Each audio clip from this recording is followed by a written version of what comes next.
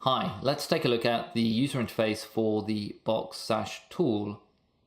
I highly recommend you keep sections of the interface that are not in use collapsed, as this helps to reduce visual clutter, making using the tool somewhat easier.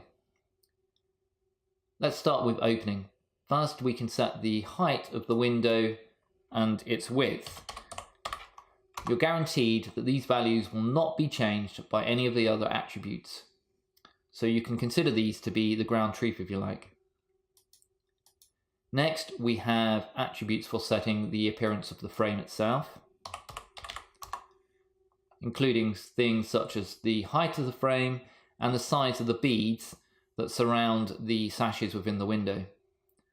You can also choose to add extra levels of detail by applying chamfers to the beads around the outside of the frame.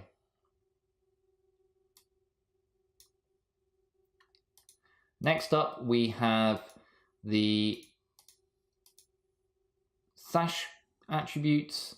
There are a lot of attributes here, so you can really go to town and control the appearance of the sashes within the window. From simply changing the height of the frames to the number of sashes in the window.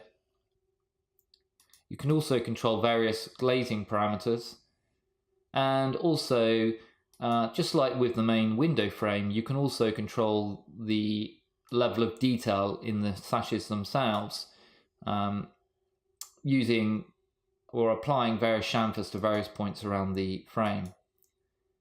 Finally, you have the ability to manually adjust the size of the sashes within the window, as you can see here. Next up, we have the sill at the base of the window. There's a lot of parameters or attributes that you can control here.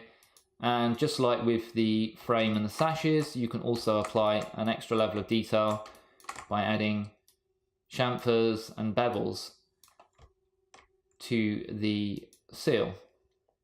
Finally, we have a single common attribute that enables you to turn off or on these magnified profiles that are very useful when you're applying chamfers or bevels to various parts of the window.